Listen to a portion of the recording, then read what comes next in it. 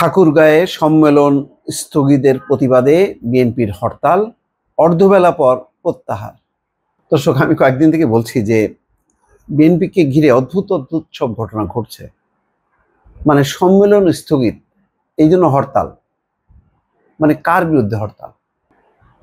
মানে একটা তো হরতাল থাকে সরকারের বিরুদ্ধে বা কোনো প্রতিষ্ঠানের বিরুদ্ধে, কে কার বিরুদ্ধে হরতাল? মানে ঠাকুরগাঁও যে বিএনপি, তারা কি হরতাল করলো মানে কেন্দ্রীয় বিএনপির বিরুদ্ধে?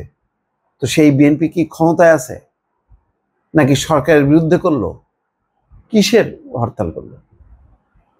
এটার কোনো ব্যাখ্যা আছে? এরকম হরতালের কর্মসূচি, যে নিজেদের দলীয় কর্মসূচি ঘিরে কোনো কারণে সম্মেলন বাতিল হইতে পারে, স্থগিত হইতে পারে, কিন্তু তার প্রতিবাদে আবার হরতাল হয়, তার প্রতিবাদে বিক্ষোভ হইতে পারে। যে যারা বিক্ষোভ মানে স্থগিত করলো, সেখানে যে বিক্ষোভ হইতে পারে, সমাবেশ হইতে পারে, কিন্তু হরতালটা কেন? মানে এখানে মানুষের কি? অদ্ভুত ব্যাপার। সেই ঘটনাই ঘটেছে।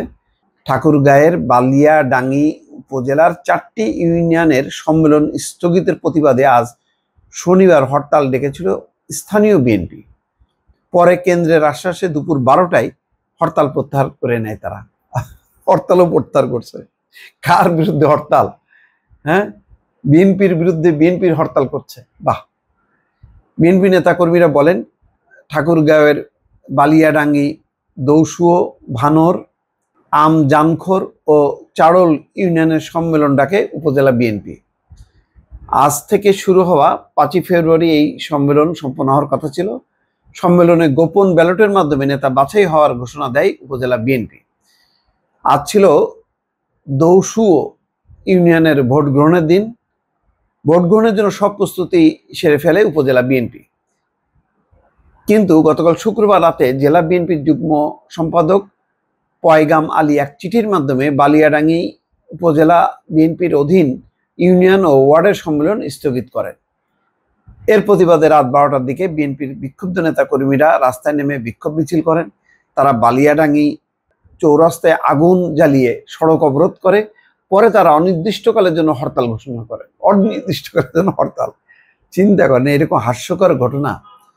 আজ সকাল 8টায় বালিয়াডাঙ্গি উপজেলার সীমানার প্রবেশ মুখে নেতাকর্মীরা সড়কে বাঁশ, কলাগাছ ফেলে যানবাহন বন্ধ করে দেয়।